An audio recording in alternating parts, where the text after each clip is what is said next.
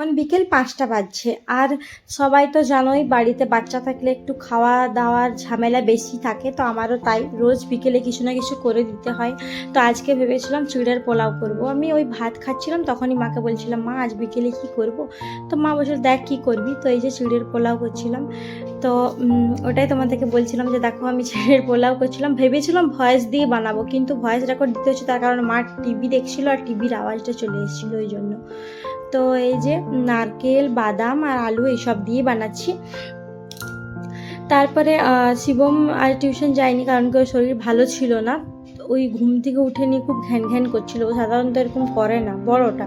আর ছোটকো আমার ঠিক আছে, ও ঘুম থেকে উঠলো আর তারপরে ওর বাবা এসেছিলো লেট করে, তো বাবার সাথে একটু ভাত খেয়ে নিয়েছিল, ওটাই পেটটা ভর্তি ছিল, তো আর কিছু খেলো না, কারণ নইলে ও প্রাইভেট যাওয়ার আগেও কিছু খেয়ে যায় আর এসে নিয়েও খাই। তো দেখো আমাদের বাড়িতে গাছ মানে গোলাপ ফুল ফুটেছে, ওটাই তোমাদের দেখালাম। আর অন্য বছর না অনেক আম হয়, বাট এই বছর একটাও আম হয়নি, ওই দুটো একটা বাস গুনাগুনতি।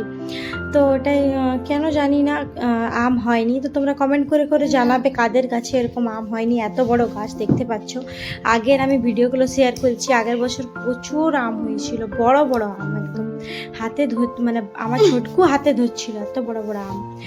তো এই বছর যাই হোক হয়নি, তো কি করবো। আর সামনের দেখছো বাড়িটা পরিষ্কার করা হয়েছে।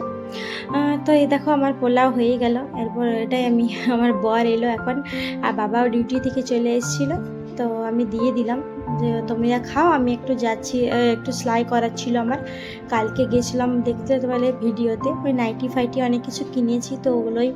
তো শিবমকে বললাম চো বেটা তুই আমার সাথে, আমার একাই কেমন লাগে।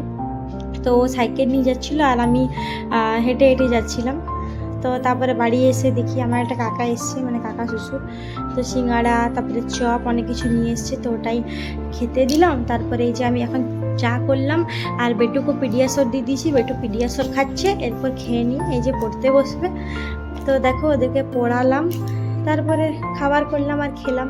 তো চলো দেখা হবে আবার।